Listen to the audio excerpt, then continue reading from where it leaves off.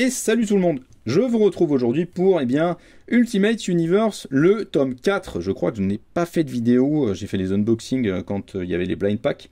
Mais c'est tout, et j'ai toujours pas parlé finalement de Ultimate Universe, on va parler un petit peu pendant la table ronde.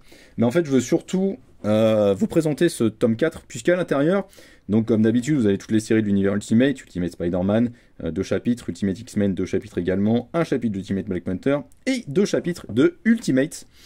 Et alors la série Ultimate de Dennis Camp, un scénariste qui monte en puissance et qui, pour moi, avec ce numéro, qui est le numéro qu'il y aura sur la version collector, ici c'est la version souple que je vous présente, et bien avec ce numéro, il réalise un bijou de narration, tout simplement.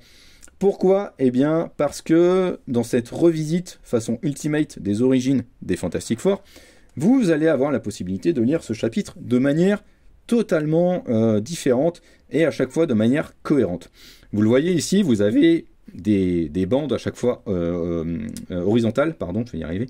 Donc des bandes horizontales, et c'est à chaque fois 4 périodes temporelles différentes. Et en fait, ce qui est assez incroyable, c'est que vous pouvez lire le numéro de la façon dont vous le voulez. C'est-à-dire page par page, comme ça, bande par bande, vraiment à l'horizontale, donc verticale, horizontale, ou sinon vous pouvez tout simplement vous concentrer sur chaque période temporelle. Vous allez en fait découvrir dans ce numéro les origines du Doom de l'univers Ultimate.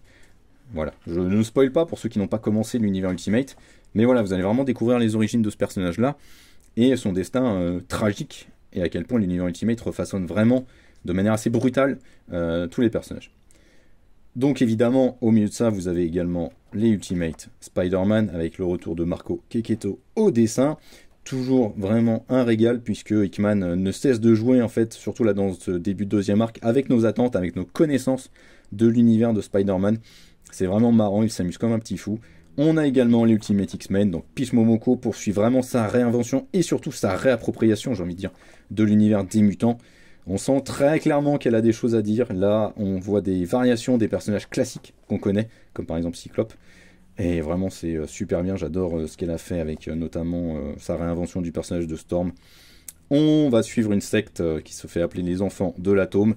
Et donc, il y a toute une enquête qui est mise en place par les jeunes enfants qu'on suit à ce niveau-là. C'est vraiment super bien. Et Ultimate Black Panther, qui reste toujours pour moi la plus faible du lot, même si c'est très très sympa. Il y a une approche quand même beaucoup plus blockbuster. Mais voilà, je voulais vous montrer vraiment ce Ultimate Universe numéro 4 pour ce chapitre à la fin de Ultimate de Dennis Camp.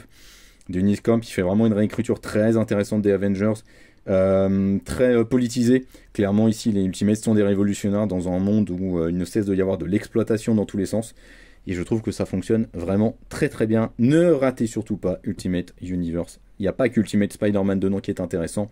Il y a aussi la série Ultimate, il y a aussi Ultimate X-Men qui sont de fabuleuses réinventions. Donc ne ratez surtout pas ça. Ciao!